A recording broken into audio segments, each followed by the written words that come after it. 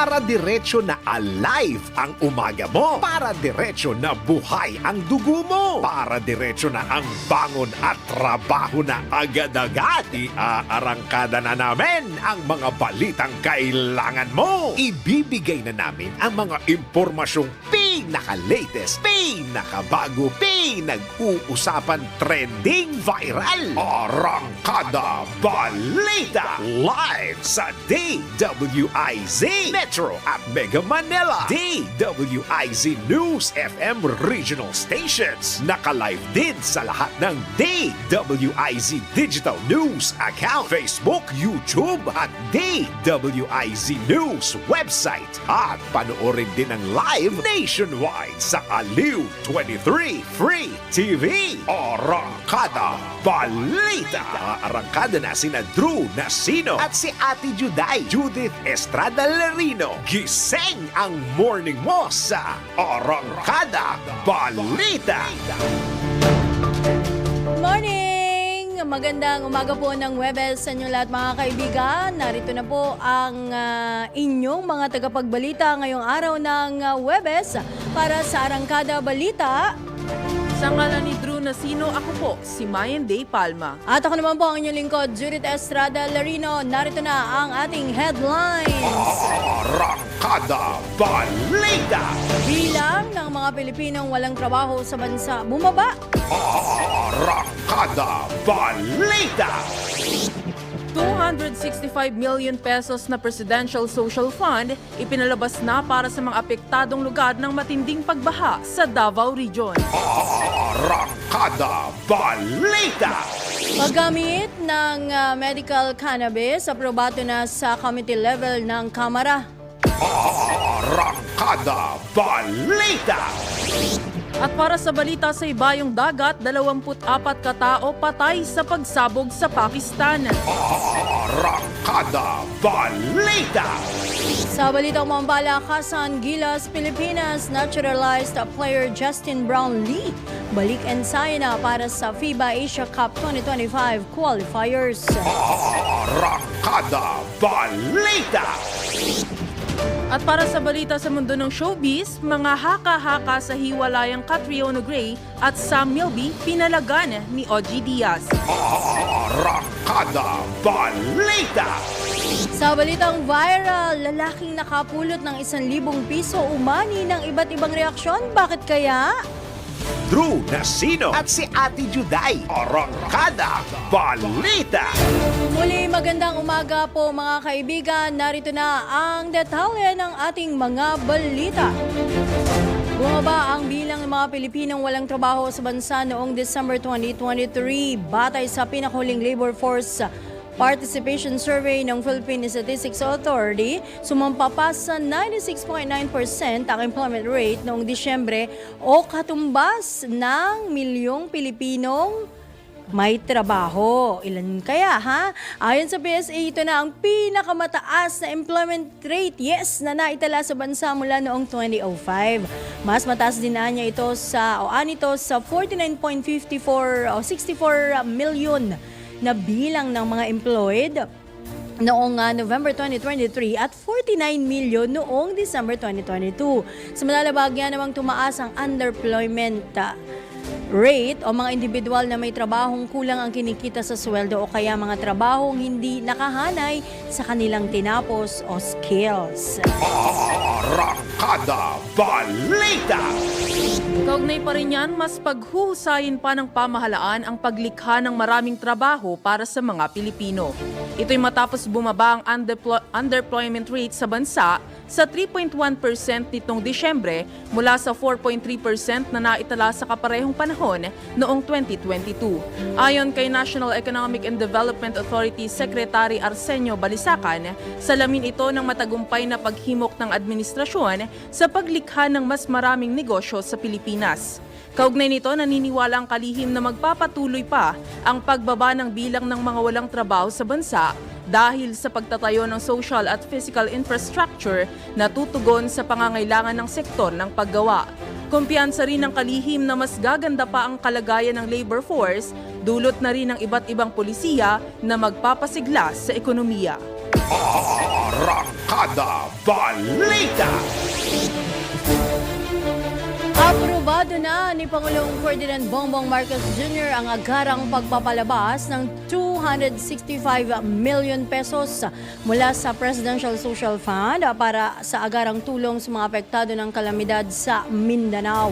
Nabatid na iba pa ito sa ibinibigay o binigay na emergency cash assistance ng DSWD. Sinabi ng Pangulong Marcos na hindi lang pagkain ang kailangan ng mga biktima ng kalamidad kundi kailangang bumili rin ng iba pang pangangailangan. Anya, gagamitin ang Emergency Cash Transfer System o ECT ng DSWD para kaagad maipamahagi ang tulong pinansyal at maramdaman kaagad ng publiko ang tulong ng gobyerno. Samantala, sinabi naman ni DSWD Secretary Rex Gatchalian na ipinag-utos ng Pangulo na agad nang ipamahagi ang cash assistance.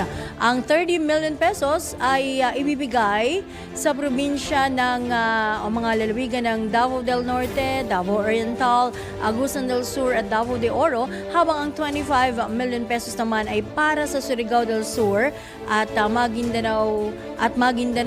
Samantala, 20 million pesos para sa Davao City, Butuan City at Davao Occidental, habang 15 million pesos sa Agusan del Norte at 10 million pesos sa Cotabato at Bukidnon. Arangkada Balita! Nagkasa naman ang aerial inspection si Pangulong Ferdinand Marcos Jr. sa Davao Region upang makita ang lawak ng pinsala ng matinding pagbaha at landslides. Ito'y kasabay ng pagbisita ng Pangulo sa Davao City para sa iba't ibang aktibidad. Sa mga litratong ibinahagi ng Presidential Communications Office, makikita si Pangulong Marcos ay sakay ng chopper kasama si Special Assistant to the President Antonio Lagdameo Jr. Arangkada Balita! 11 minuto makalipas ang ikalima ng umaga, pinangunahan ni na Pangulong Ferdinand Bongbong Marcos Jr. at Vice President Sara Duterte ang pamamahagi ng mga titulo ng lupa sa mga agrarian reform beneficiaries sa Davao City habang tinutugunan ang mga pangangailangan ng mga Davaoenyo na nasalanta ng baha. Magkasamang lumabas sa entablado sa RMC Gym para sa region-wide distribution of e-titles na pinangunahan ni DAR Secretary Conrado Estrella III, sina PBBM at pribadong sektor, gayon din ay para palawigin ang mga suportang serbisyo sa mga bagong may-ari ng lupa at nakapagsanib puwersa kay VP Sara para pakilusin ang mga ari-arian ng gobyerno at makapagpadala ng relief goods sa mga biktima ng baha sa Davao de Oro at Davao del Norte. Matapos pamahagi ang e-titles sa 2,529 ARBs mula sa 6 na lalawigan ng Davao Region, binigyan diin ni Pangulong Marcos Jr. kung bakit dinala niya ang ilang kalihim ng iba't ibang ahensya na sina Agriculture Secretary Francisco Chu Laurel, DILG Secretary Ben-Hur Abalos, DSWD Secretary Rex Gatchalian, DND Secretary Gilbert Chudoro at AFP Chief of Staff Romeo Bronner Jr. Pinuri ni BBM o ni PBBM si Secretary Estrella, gayon din ng team ng DAR sa pagpapabilis ng pamamahagi ng e-titles. Binanggit ng Pangulo na ang mahigit sa 90,000 e-titles ang naipamahagi sa loob ng 1.5 taon ng kanyang termino at nais ng Pangulo na makompleto ng DAR ang pamamahagi sa pagtatapos ng kanyang termino. Nagpasalamat si VP Sara sa Pangulo sa lahat ng suportang ipinaabot sa mga Davaoenyo, lalo na sa mga magsasakang beneficiary ng agraryo. Arangkada Balita! 7 bangkayang na-recover sa nagpapatuloy na rescue operation sa naganap na landslide sa Barangay Masara, Maco, Davao de Oro. Batay sa huling ulat ng Maco Municipal Disaster Risk Reduction and Management Office, aabot sa 31 katao ang sugatan habang 48 ang nananatiling nawawala. Ayon naman sa Provincial Disaster Risk Reduction and Management Office, aabot sa 758 families ang pansamantalang nanuluyan sa mga evacuation centers. Sa ngayon, nagpapatuloy ang rescue operation ng ilang government agency at rescue teams sa naturang probinsya. Arangkada Balita!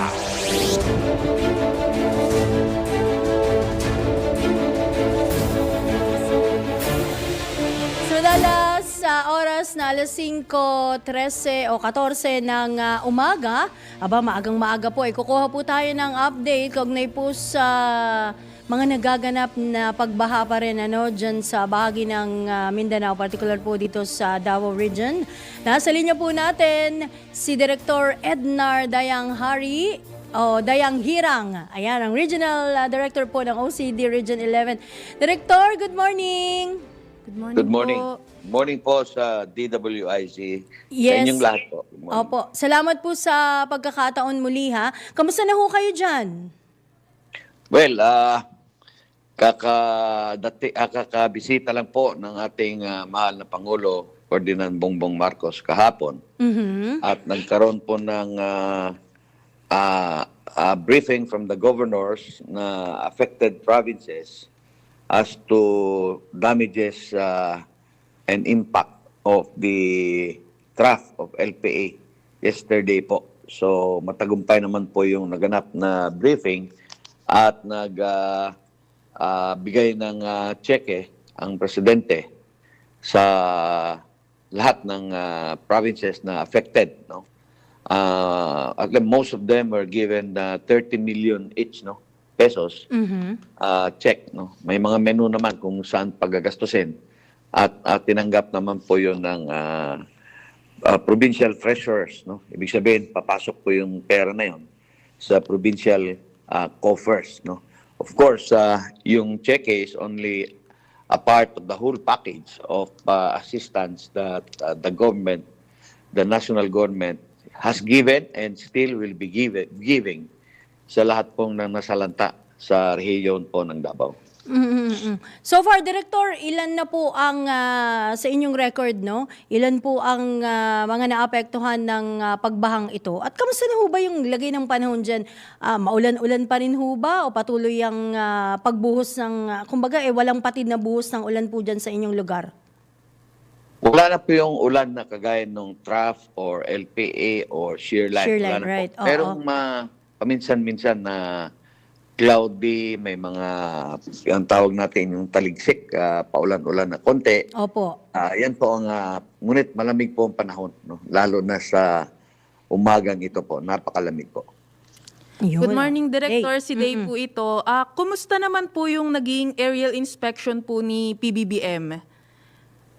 Well, nakita niya yung area at the area inspection plus the stories of the governors made the whole picture of the devastation. No? Ngunit tayo po sa Office of Civil Defense, I was also asked to brief the President. No? Na-brief ko naman siya sa lahat ng tulong na nabigay na ng national government sa lahat ng mga tao na nasalanta, no? Yung hindi naman is already the end of the line, no? Yung so far less than a week or less than 2 weeks na after the LPA, yung immediate response, immediate pa po yan. We have to understand na kasi yung iba, of course, they would say, ayan lang ba? Yan lang ba ang tulong? Ganito po yun, mga kababayan, no? Yung tawag na immediate response, na yung kasagsagan ng disaster, yan po yung una, yung ating national government response agencies ay on the ground na agad sa unang araw pa lang. Ang ibig sabihin, ang Armed Forces of the Philippines, Bureau of Fire, Philippine National Police, ang ating Coast Guard, at lahat ng mga lokal na pamahalaan, yung responders po niya ay immediately nandiyan na po sa ground, no? Search, rescue, and even retrieval.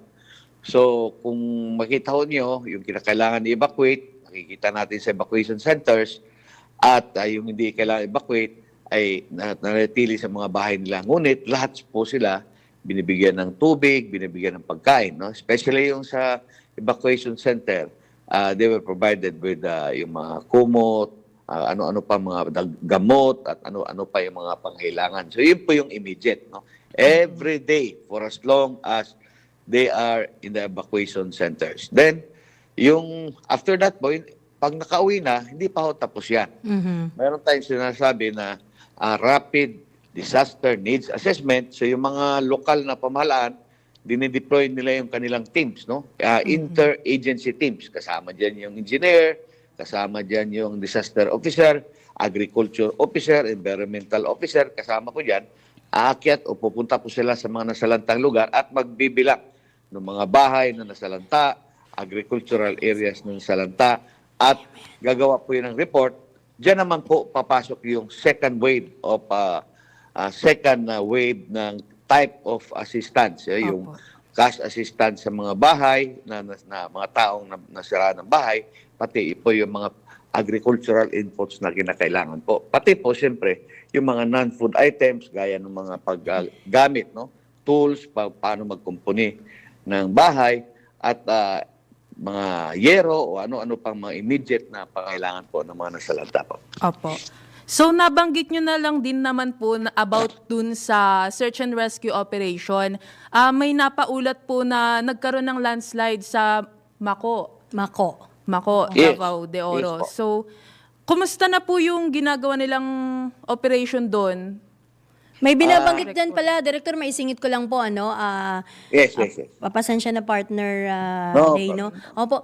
7 daw yung patay daman doon.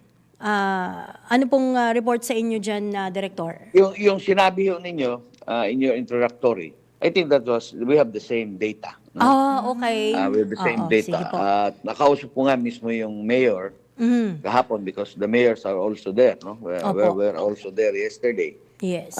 Si Mayor Rimando po. At ngayon po, makikipagkita nga ako, I am ready to go. Nakapag-bihis na po tayo.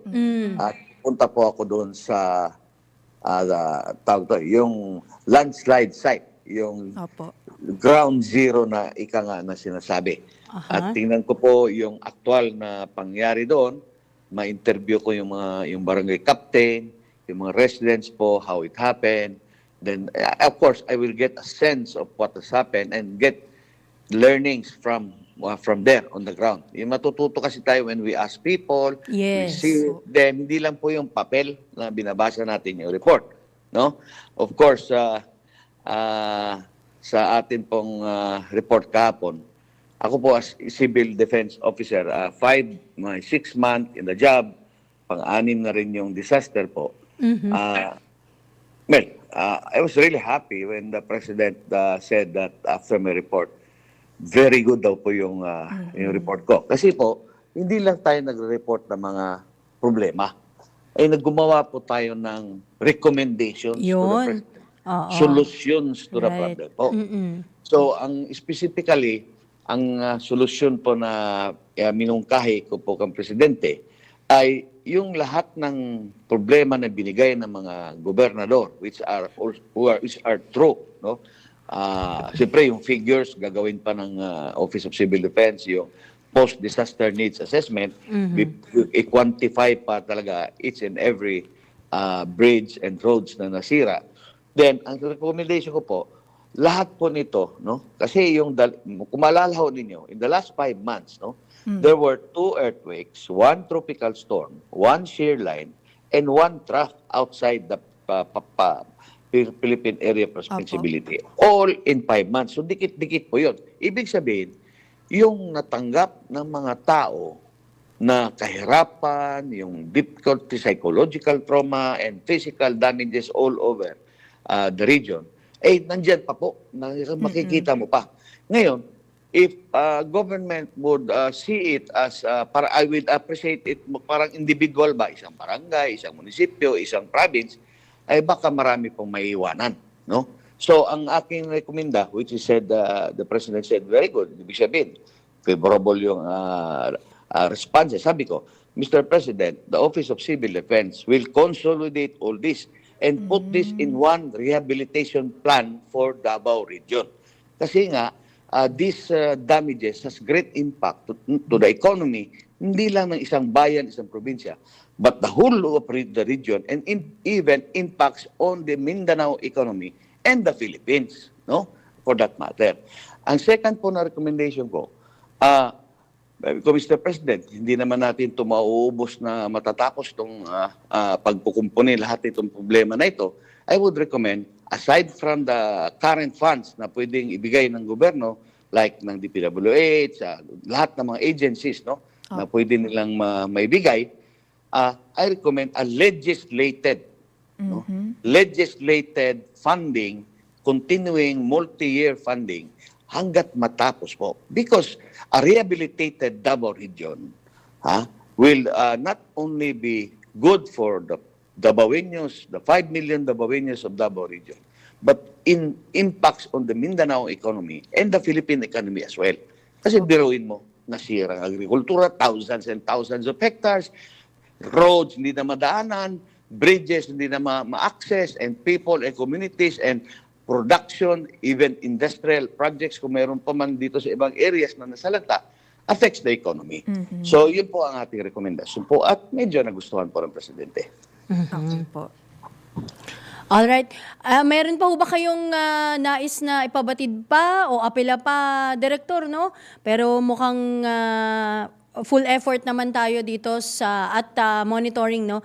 Dito sa mga pangyayari po dyan sa Davao. Yan po, ngayong katapusan po ng February, I will call po a flood dialogue, no? Dialogue about the flooding in Davao region. Of course, imbitahin natin yung mga mayors and governors, pati po yung national agencies and stakeholders, yung simbahan po, yung media, yung experts in the academy, yung mga gagaling na urban planners, architects, and the others. Yes. Para, ang pag-usapan naman po dyan, hindi yung pagkumpuni. Yung pagkumpuni, nandun na sa rehabilitation plan. Opo. Ang pag-usapan na po dyan, paano natin to prevent and mitigate this flooding, these landslides in Davao region. So, magkakaroon po ng medium-term and long-term recommendations, yung dialogue series na gagawin ko po, at ipapasok po natin to sa Regional Development Council through the Disaster Council of the Office of Civil Defense. So, ma-mainstream po siya sa planning and budgeting processes ng lokal na pamahalaan at ng national government. So, putting all these things, hindi lang yung pagkumpuni, no? At yung prevention and mitigation po. Paano mapigilan yung baha? Anong dapat gawin? Paano yung mga na-landslide na pabayaan na lang natin yung mga tao doon, babalik doon at ma-landslide na naman next year o next quarter. So yan po ang gagawin natin. A dialogue po, a regional level dialogue, bringing all local issues on the table at the regional level and bringing in national officials at the regional level and pag-usapan po yung long-term solutions to the flooding and to the landslide po. Ayun, nako. Oo, ingat po kayo dyan at maraming salamat, Director Dayang Hirang. Salamat po at magandang umaga sa lahat. Good morning po. Ingat po kayo. Yan po mga kaibigan, si Director Ednar Dayang Hirang, Regional Director ng OCD Region 11. Ready naman siya. No? May mga rekomendasyon na rin siya. Arangkada Balita! Sa ikalawang bahagi po ng ating programang Arangkada Balita, ngayong araw ng Thursday, ngayon po ay February 8, 2024 at nasa linya naman po natin sa oras na 5:31 ng umaga si Ginoong Nazario Briguera, ang spokesperson po ng BFAR, o Bureau of Fisheries and Aquatic Resources. Sir Nazario, good morning! Yes, good morning at magandang umaga rin sa lahat na nakatutok sa inyong programa. Opo, maraming salamat po sa pagkakataon at syempre welcome po sa DWIZ at sa Aliw Channel 23. Kamusta po naman ang inyong monitoring sa supply po ng okay na ho ba yung supply ng ating mga isda? Lalong-lalo na po yung galunggong daw, Sir Nasir, mukhang bababa daw ang presyo nito sa mga susunod na araw? Yes, inaasahan natin na bababa yung presyo ng galunggong considering na nagbukas na ang ating fishing grounds sa northeastern Palawan. Sorry. Ay, all right. Opo. Sa ibang isda naman, kamusta naman ho ang supply nito, Sir Nazar? Yes, sufficient naman ang ating supply ng bangus and tilapia, yung aquaculture commodities natin. Opo, oo. So stable naman ang presyo nila. Okay ang ating supply sa ating mga pamilihan. Alright. Sa mga ganitong pagkakataon, meron ho ba kayong mga nakikitang magiging concern po kaugnay dito sa supply o problema ho ng ating mga mangingisda para ho makapag-ani ng sapat o makapag-produce ho ng mas marami pang supply, ika nga? Papasok na kasi tayo sa peak season, no? Papasok na tayo sa summer season. So in the following, siguro mararamdaman natin mga second week of March, talagang darami na ang ating supply dahil yan yung pagkakataon na kumbaga kalmada na yung ating karagatan, tapos na yung amihan, mas maladagdagan yung fishing time ng ating mga mangingisda. Opo. So mga hulugan siyempre ito na mas marami na silang mahuli at siyempre naman pagka marami tayong supply, bababa yung presyo siyempre. Ayun. Oo. Sir, may napaulat po sa amin dito na target na maabot ang food fish sufficiency level para sa 2028. Ano po yung hakbang ng BFAR para dito? Yes, tama yan na nabanggit yan sa aming strategic plan na by 2028 target natin na maging 100% self-sufficient na tayo, no? At ang bahagi ng mga strategies niyan ay yung syempre pagpapalawak ng ating aquaculture industry. In fact, sinisimulan na natin ngayon, magdalagdag tayo ng mga mariculture parks at yung mga mariculture parks na hindi masyadong gumagana, i-activate natin, mag-organisa tayo ng mga investors, pati itong ating mga fisher folk na magkaroon ng pagkakataon na makapag-alaga ng isda. So ito yung tinatahak natin, and then sa aspeto naman ng capture fisheries, nandyan yung ating programa na kung tawagin ay capacitating the municipal fisher folk, no? Mas daragdagan natin ang kakayahan ng ating mga mangingisda, bibigyan natin sila na mas moderno at mga malalaking bangka para makapagpalaot sila sa mas malayo, dahil ito po ang direktiba ng aming kalihim si Secretary Francis Chu Jr., si Secretary Kiko, na magkaroon ng modernized industry, no? Hindi lamang sa agrikultura kundi maging sa pangisdaan. And kabilang din sa mga strategy natin yung post-harvest post-harvest aspect. Sa ngayon kasi hindi natin maitatatawa na may nasasayang sa ating production, no, because of post-harvest losses. So target natin na mabawasan 'yan dahil malaking parte ng ating production ay nasasayang lamang. So kung ito ay masasagip natin, mga hulugan ito ng karagdagang produksyon sa ating fisheries production. Alright. Sir, meron pa ho ba kayong nais na apela or panawagan po, lalo sa publiko, no? Because, syempre, yan yung, kumbaga go-to rin natin yan, parang itlog yung galunggong, yung mga isda, no? At masustansya pa. Pero kayo, may panawagan po kayo. At yung sa mga mangingisda, lalo na po, Sir Nazar. Yes, kami naman sa BFAR nagbibigay sa inyo ng assurance na patuloy po kami magsusumikap, pamahalaan sa pamamagitan ng DEBFAR. Patuloy po kami magsusumikap para ma-deliver namin yung kinakailangang serbisyo ng sektor ng pangistaan, lalo na yung ating mga maliliit na mangingisda. Ang programa po natin ay nakatuon para sa kanila, para mas bigyan sila ng tamang suporta. Dahil ito pong ating mga mangingisda at fish farmers, katuwang po natin ito sa pagkamit ng ating food security. So siguro yun lamang po ang aking masasabi. And then of course sa publiko, patuloy po tayo makiisa sa pagbibigay proteksyon sa ating karagatan dahil hindi lamang sa ito ang pinagmumulan ng kabuhayan ng ating mga mangingisda, kundi itong ating kalikasan, itong ating karagatan kapag inilagaan natin ito. Of course, ang kapakinabangan nito ay para din po sa atin at sa mga susunod na henerasyon. Naku, maraming salamat po, Sir Nasser. Salamat at good morning. Okay, and good morning. Bye.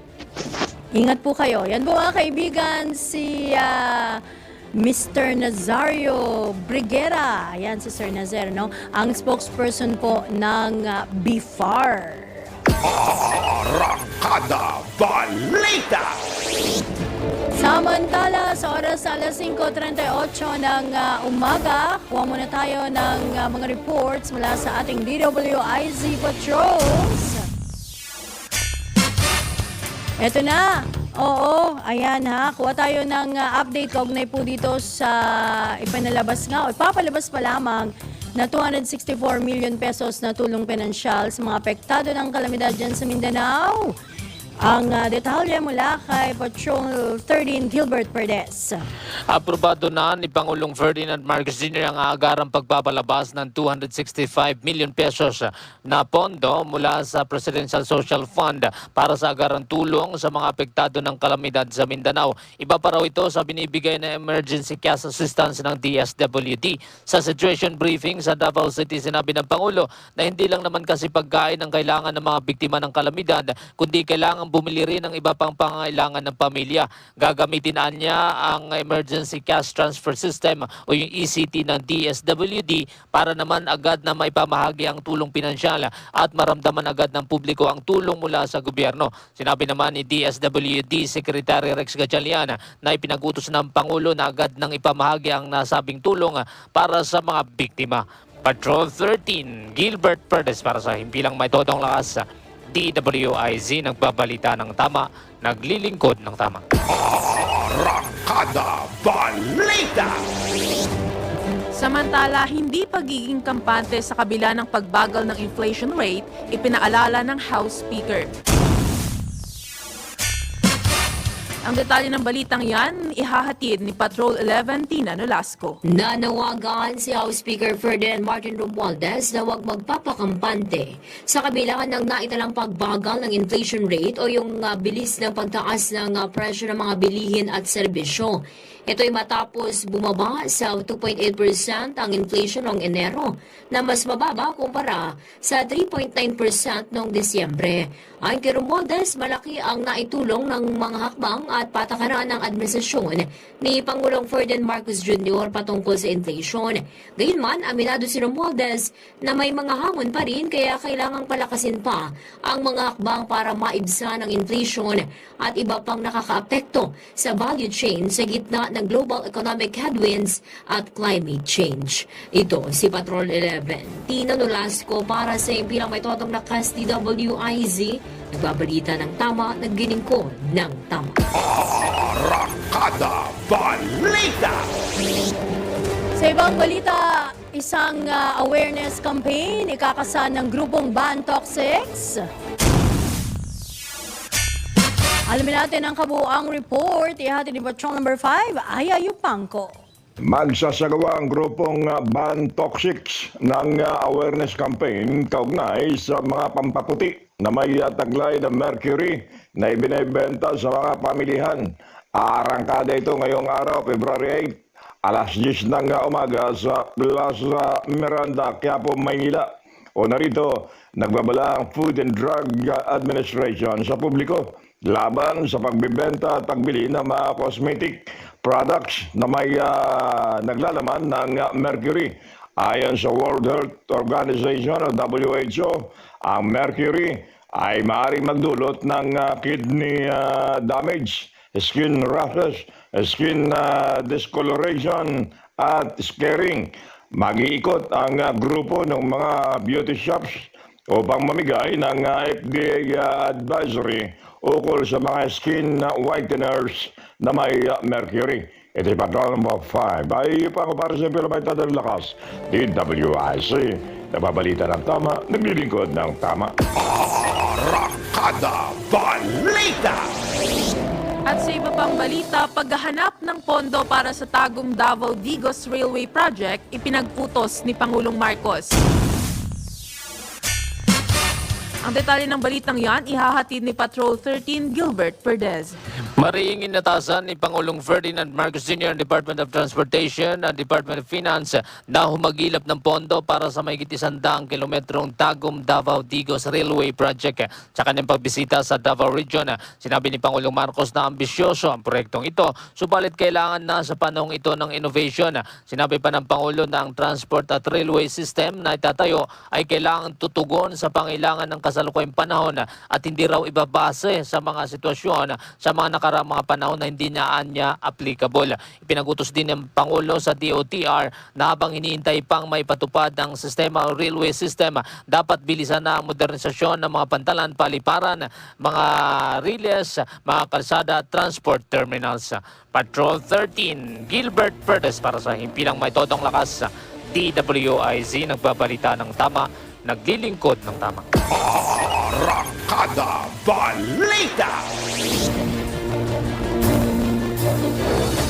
Sa ibang balita, mga pamilyang naapektuhan ng malawakang sunog sa Puerto Princesa City, nabigyan na ng tulong ng DSWD. Alamin natin ang iba pang detalye sa ulat ni Patrol 30, Chelly Mendez. Naabutan ng tulong pinansyal ang mga pamilyang nadawit sa malawakang sunog kamakailan sa barangay Pagkakaisa at Bagong Silang sa Puerto Princesa City. Ayon kay Social Welfare Assistant Secretary for Strategic Communications Romel Lopez, aabot sa 200 family food packs, 200 sanitary kits at iba pang non-food items ang kanilang ipinamigay sa mga affected families. Bukod pa dito, nagbigay din ng mga tent ang departamento para sa mga residenteng nasunugan bilang pansamantalang matutuluyan ng mga biktima. Layo nitong masiguro ang essential supplies at magkaroon ng maayos na matutulugan ang mga apektadong pamilya. Sa ngayon ay patuloy pang nagsasagawa ng profiling ang DSWD at iba pang ahensya ng gobyerno upang malaman ang iba pang pangangailangan ng mga nasunugan. Sa ngayon ay nasa 198 na pamilya o katumbas ng 926 na individual ang nawalan ng tahanan matapos lamunin ng apoy ang kanilang mga bahay.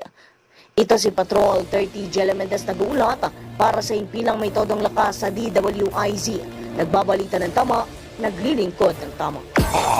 Arangkada Balita! Samantala, ilang mga kalsada sa Binondo, Maynila isasara muna para sa selebrasyon ng Chinese New Year. Kuha tayo ng update mula kay Patrol 5, Aya Yupanco. Pansamantala magsasara ang ilang mga kalsada sa Binondo, Maynila upang magbigay daan sa selebrasyon ng Chinese New Year. Ayon sa Manila Police District Public Information Office, simula alas 12 ng madaling araw bukas, February 9, isasara ang Binondo Intramuros Bridge. Ang southbound lane naman ng Jones Bridge ay magsasara bandang alas 7 ng gabi, habang alas 10 ng gabi naman ang northbound lane. Maging yung kahabaan ng Plaza Cervantes at Quintin Paredes Street mula P. Burgos Avenue hanggang Dasmariñas Street ay magsasara din simula bukas hanggang February 10, araw ng Sabado. Samantala, nag-abiso naman ng rerouting scheme ang Manila Police District para sa aktibidad. Una, yung mga sasakyan mula sa Rena Regente na gagamit ng Juan Luna patungong southbound lane ng Jones Bridge ay maaaring kumaliwa sa Plaza Lorenzo Ruiz, kanan sa Norberto T, kanan muli sa Yotchenko Street at kaliwa sa Ongpin Street. Ang pangalawa naman, yung mga magmumula sa P. Burgos Avenue, Taft Avenue na nais gumamit ng Jones Bridge ay maaaring dumiretso sa MacArthur Bridge o Quezon Bridge. Pangatlo, yung mga sasakyan naman na mula sa Plaza Santa Cruz at gagamit ng Dasmariñas Street ay maaaring kumanan sa Quintin Paredes. Pangapat, yung mga magmumula naman sa Magallanes Drive patungong Binondo Intramuros Bridge ay maaaring dumiretso sa A. Soriano Avenue patungo ng Anda Circle. Ito si Batang number 5. Ay para sa Permento ng Lakas, DWIC. Nagbabalita ng tama, naglilingkod ng tama. Kapag may bagong balita, naka-on air, agad-agad, DWIC Patrol Report! Uy, magandang umaga po muli mga kaibigan sa uling 8 minuto ng ating programang Arangkada Balita ngayong Thursday. Kuha naman tayo ng report mula sa ating Metro Patrollers.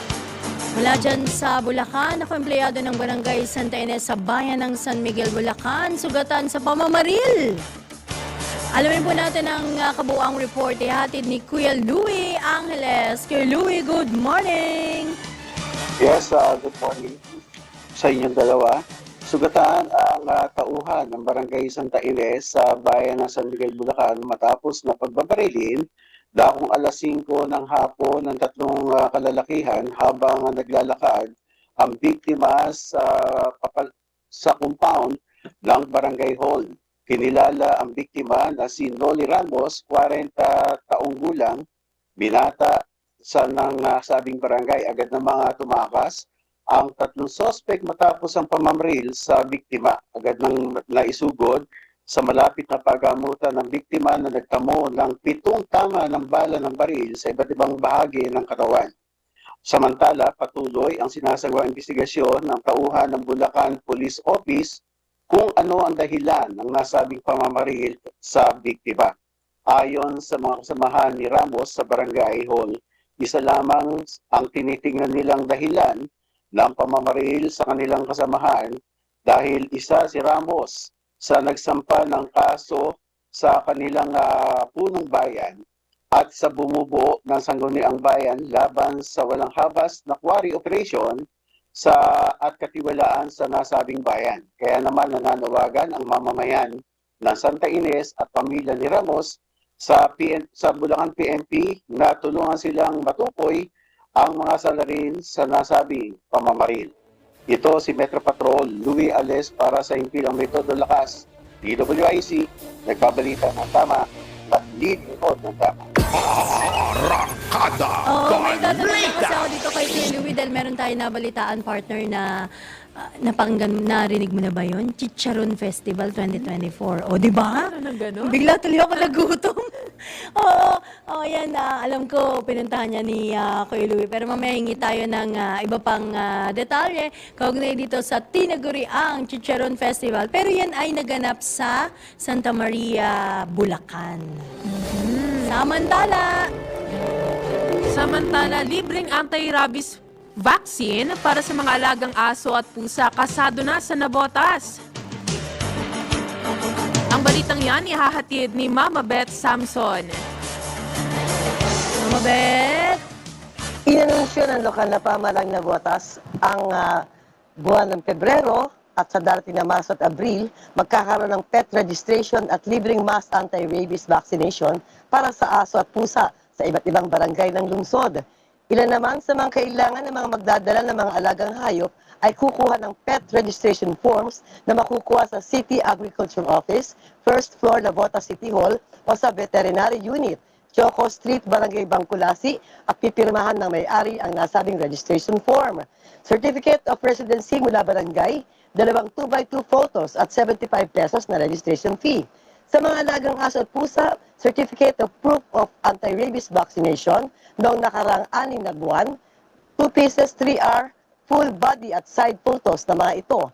Para naman sa iba pang impormasyon, maaaring dumulog sa Navotas City Agriculture Office o tumawag sa 8283-7415 para sa libreng anti-rabies vaccination. Layo ni Mayor John Ray Chanco na mabigyan ng proteksyon ang mga may-ari, mga alagang aso at pusa, maging ang mga tao na nakakasalamuha ng mga ito sa ilalim ng responsableng PET o Responsible Pet Ownership Program ng Navotas. Ito ay tao na ibinibigay ng libre ng pamahalaang lungsod ng Navotas. Ito si Metro Patrol Beth Samson para sa Impilang Metodong Lakas, DWIC. Nagbabalita ng tama, naglilingkod ng tama. Arangkada Balita! Sa iba pang balita, muling sumailalim sa deliberasyon ng House Committee on Dangerous Drugs at House Committee on Health ang panukalang gawing legal ang paggamit ng medical marijuana.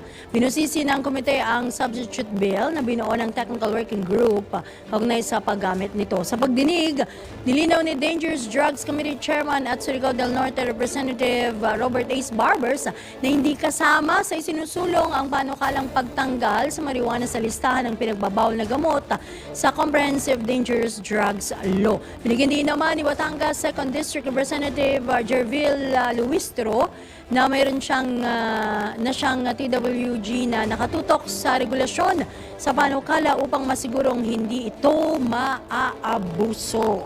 Arangkada Balita!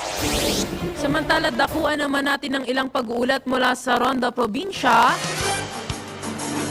Dalawang paaralan sa bayan ng Vintar, Ilocos Norte, benepisyaryo ng Burley at Native Tobacco Excise Tax. Ang balitang yan ihahatid ni Ronald Domingo. Dalawang paaralan ang benepisyaryo ng pondo mula sa Burley at Native Tobacco Excise Tax sa lokal na pamahalaan sa bayan ng Vintar, Ilocos Norte. Ito'y sa Parparurok Elementary School at Vintar Central School kung saan itatayo ang bagong silid-aralan. Ayon sa Office of the Mayor, nasa 3 million pesos ang gagastusin para sa Parparurok Elementary School habang mahigit 6 million pesos naman ang gagastusin para sa Vintar Elementary School. Ang mga gusali ay inaasahang matatapos sa loob ng ilang buwan ngayong taon. Idinaos ang groundbreaking ceremony sa mga paralan sa panguna ni Mayor Richard Digala, school heads at iba pang opisyal ng naturang bayan. Ito ang Ronda Patrol, Ronald Daido Domingo, nag-uulat para sa Impilang May Tulong Lakas, DWIC, nagbabalita ng tama, naglilingkod ng tama. Arangkada Balita!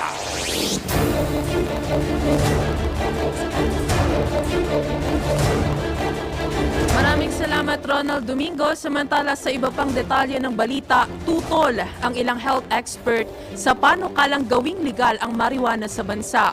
Sa isang pahayag, iginiit ng Philippine Medical Association na mapanganib ito at sa development o pagbuo ng utak ng sanggol sa sinapupunan ng kanyang ina. Dagdag pa ng PMA, mapanganib din ang paggamit ng cannabis bilang recreational. Git pa ng grupo, makakapinsala ito sa lipunan dahil mas madaling nakagagamit ng marijuana ang mga kabataan. Arangkada Balita! Balik tayo sa mga lalawigan na 11 anyos na batang lalaki kritikal. Alamin natin kung bakit mula sa report ng ating Calabar Zone correspondent Armand Cambe. Kuya Armand, good morning! Kritikal ang kalagayan ngayon sa ospital ng 11 taong gulang na batang lalaki matapos sa tamaan ng ligaw na bala ng baril na para sana sa tiyuhin nito na may nakaalitan sa barangay Masapang, Victoria, Laguna. Kinilala ng pulisya ang biktima na si Ryan Calapatya, grade school student at residente na nabanggit na barangay. Base sa investigasyon, kasama muna ng batang si Ryan sa pangingisda ang tiyo nitong si John Mark Calapatya nang makasagutan ng suspect na si Henry Carlo, 32 anyos, ng nasabi ring lugar. Makaraan ng ilang sandali, bumalik umano si Carlo na may dalang baril at agad na inasinta at pinaputukan si John Mark. Nagmintis sa punteriya ang suspect at ang tinamaan ay ang ulo ng bata. Mabilis na isinugod ang biktima sa Philippine General Hospital kung saan sasailalim ito sa isang matinding operasyon. Agad naman nahuli ang suspect at naharap ito sa kasong frustrated murder at violence against children and women. Arman kami mula Calabarzon, nag-uulat para sa Impilang May Tulong Lakas. DWIC, nagbabalita ng tama, naglilingkod ng tama. Arangkada Balita! Yun o, maraming salamat po mga kaibigan sa pagsama nyo sa amin sa loob ng isang oras. Dito po sa ating balitaan ngayong araw ng Thursday. Ang bilis ng araw, partner day, no? Ngayon po ay Feb 8 na. Uy, para daw dun sa mga ano ba tawag doon? Nag-re-ready para sa, wow, Talaga ba? Para dun sa, ano tawag dito? Valentine's! Ayun, nakakalimutan ko yung Valentine's na yan, ha? Anyway, eto na po, maraming salamat at sa pangalan po ng buong puwersa po ng DWIZ News and Information Center, gayon din po ng Aliw Channel 23, kami po ang inyong mga lingkod. Sa ngalan ni Drew Nasino, ako po muli si Mayen Day Palma. At ako naman po si Judith Estrada Larino, nagbabalita ng tama, Naglilingkod ng tama. susunod na po, kagad-agad ang programang Tandem, kasama po Nasino and Senyor Ray Pacheco. Bye! Ingat po tayong lahat!